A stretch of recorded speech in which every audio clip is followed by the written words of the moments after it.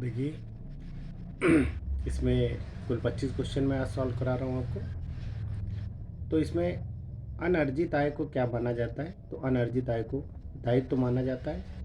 अनअर्जित आय का मतलब ये होता है जैसे कोई इनकम, अनअर्न्ड इनकम को हम क्या मान सकते हैं? ऐसी कोई भी इनकम जो हमें मिल तो गई है लेकिन अभी हमने उसका काम नहीं किया है, तो हमें काम करना है, तो दैट इज़ अवर लायबिलिटी, यानी हमारा ये दायित्व है। दूसरा है क्रमबद्ध समंक माला के केंद्रीय मूल्य को क्या कहा जाता है? तो क्रमबद्ध समंकाला के केंद्रीय मूल्य को कहा जाता है मध्यिका, यानी median. The central value of a seriously arranged series is known as median. जैसे मान लीजिए आपका 2, 3, 4, 5, 6 ये लिखा हुआ है, या 1, 2, 3, 4, 5 लिखा हुआ है, क्रम से लिखा हुआ है।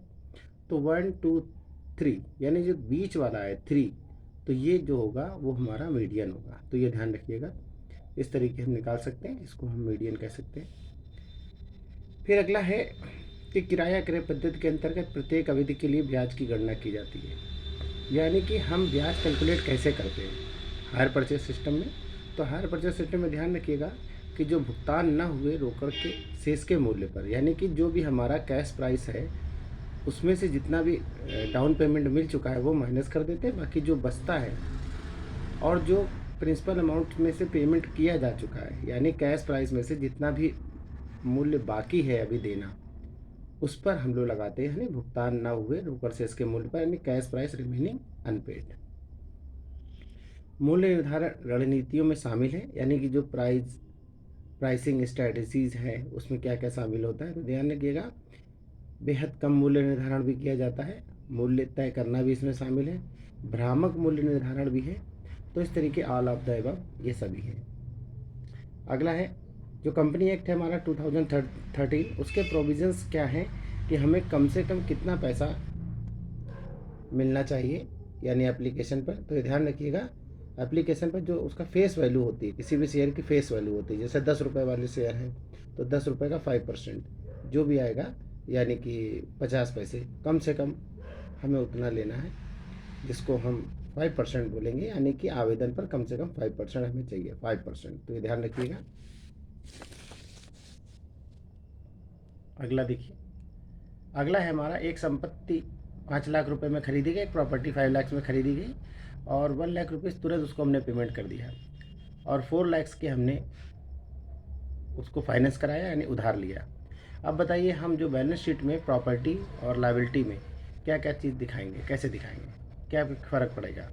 तो ध्यान रखिएगा, हमने 5 लाख रुपए की प्रॉपर्टी ली है और उसमें से 1 लाख रुपए का तुरंत भुगतान कर दिया, यानी कि 5 लाख की प्रॉपर्टी है, 1 लाख रुपए का कैश चला गया, तो इसका मतलब है 4 लाख रुपए जो है हमारा असेट्स बढ़ जाएगी।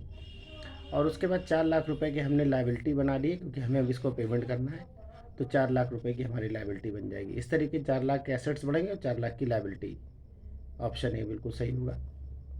अगला है उस अंकेक्षण का नाम बताइए जो प्रायः 2 वार्षिक अंकेक्षणों के मध्य किया जाता है। ध्यान रखिएगा, बीच में, यानी कि किसी भी साल के बीच में कभी भी कोई हम ऑडिट कराते हैं तो उसको हम इंटरिम ऑडिट करते हैं, जैसे साल के बीच में कभी भी। तो ये ध्यान रखिएगा, ये जैसे कभी डिविडेंड देना है उसके डिसाइड करने के लिए, तो इस तरीके हम इंटरिम ऑडिट कराते हैं जो साल के बीच में होता है। तो ये लिखा है, देख लीजिएगा। मांग का नियम यानी लॉ ऑफ डिमांड क्या कहता है?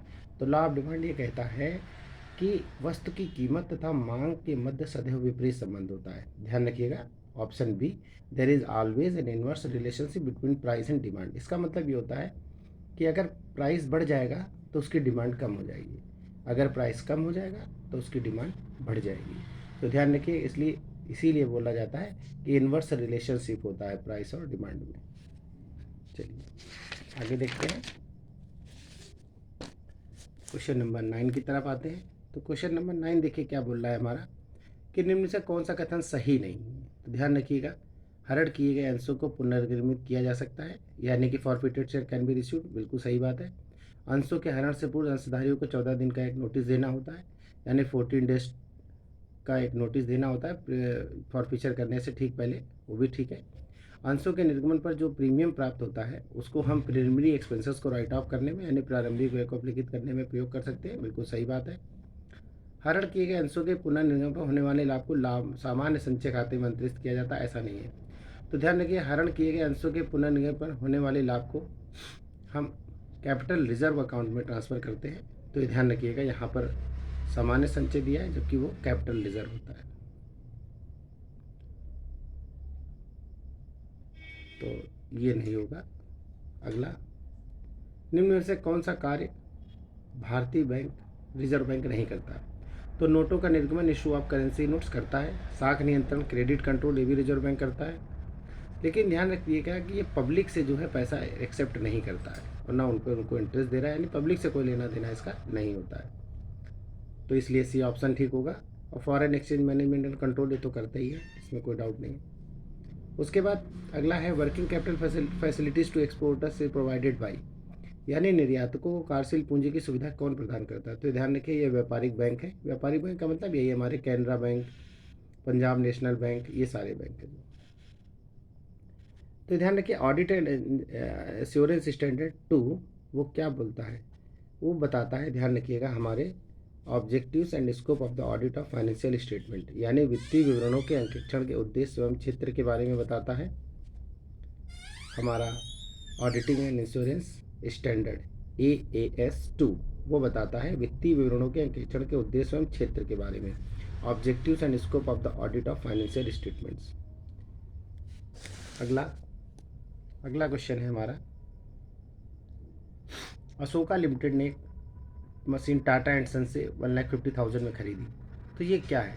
तो ये ध्यान रखिएगा, ये एक लेन देन है, डिसीजन ट्रांजैक्शन है, क्योंकि इसमें क्या है कि इसमें देखिए फाइनेंशियल ये ट्रांजैक्शन है, यानी पैसे की बात हो रही है और कोई प्रॉपर्टी ली जा रही है। तो दिस इज एन ट्रांजैक्शन। अगला, तलपट क्या प्रदर्शित करता है? Trial balance shows. तो ध्यान रखिएगा, तो जो खाता बही के शेषों की घटती शुद्धता ये प्रस्तुत करता है। तलपट से हमें खाता बही के जो शेष निकाले हैं उनका जो हमारा अर्थमेटिकल एक्यूरेसी है वो पता चलती है। ऑप्शन सी सही होगा। अगला है, स्थायी संपत्तियों पर ह्रास एक उदाहरण है। तो ध्यान रखिएगा, ये आयगत व्यय का होगा। ऑप्शन बी सही होगा, यानी रेवेन्यू एक्सपेंडिचर है। क्यों? क्योंकि इसको हम पीएल के डेबिट में दिखाते हैं। तो ध्यान रखिएगा, कोई भी एक्सपेंसेस जो ट्रेडिंग के डेबिट में दिखाते हैं और पीएल के डेबिट में दिखाते हैं वो हमारा आयगत व्यय होता है, यानी रेवेन्यू एक्सपेंडिचर। और जो क्रेडिट में दिखाते हैं वो रेवेन्यू रिसिप्ट्स होती है, रेवेन्यू इनकम होती है। ये ध्यान रखिएगा आप लोग। एक कंपनी ने 20,000 अपने भवन की रंगाई पर खर्च किए, इसे अभिलिखित किया जाना चाहिए। तो ध्यान रखिएगा, रिपेयरिंग वगैरह कुछ भी कराई जाती है या पेंटिंग वगैरह कराई जाती है तो रेवेन्यू एक्सपेंडिचर होता है। Option A. किसी विपरीत अनुबंध के अभाव में एक साझेदारी फर्म के समापन पर होने वाले पूंजी लाभ साझेदारों के बीच बांटे जाते हैं। तो ध्यान रखिएगा, पूंजी हानि होती तो पूंजी अनुपात में बांटा जाता है, और अगर पूंजी लाभ है तो ध्यान रखिए लाभ वितरण अनुपात में, यानी प्रॉफिट शेयरिंग रेशियो में हम इसको बांटते हैं।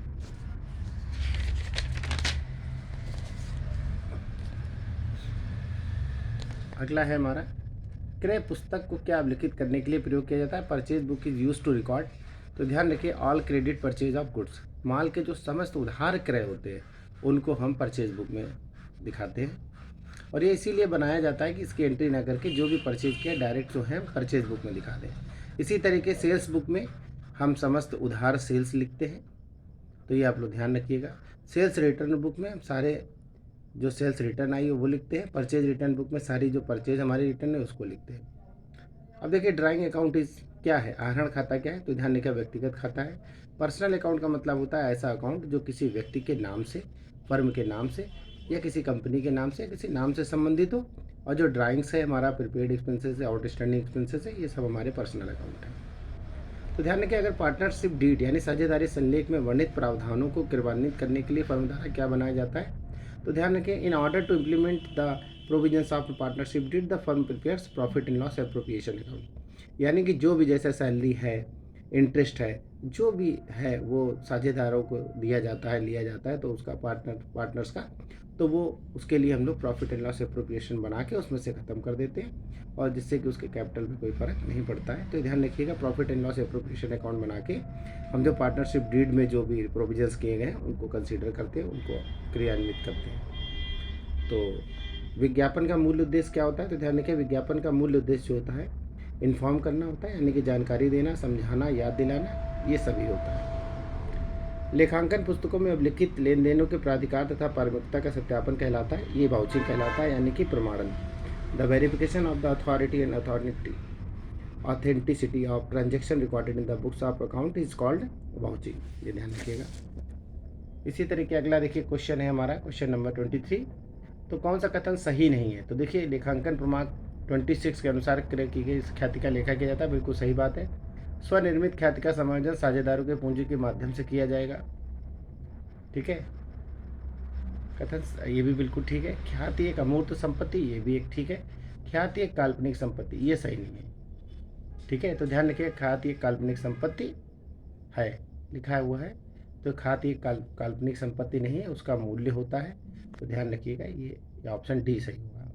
अंकेक्षण किसके लिए अनिवार्य है? तो ध्यान रखिएगा, जॉइंट स्टॉक कंपनी के लिए ऑडिटिंग इज मैंडेटरी, अनिवार्य है।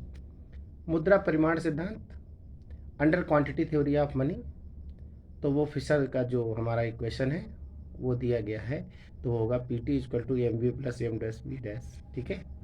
तो आज ये 25 क्वेश्चन आई थिंक आप लोग को समझ में आए होंगे, ठीक है। फिर हम मिलेंगे एक नए वीडियो के साथ, ओके।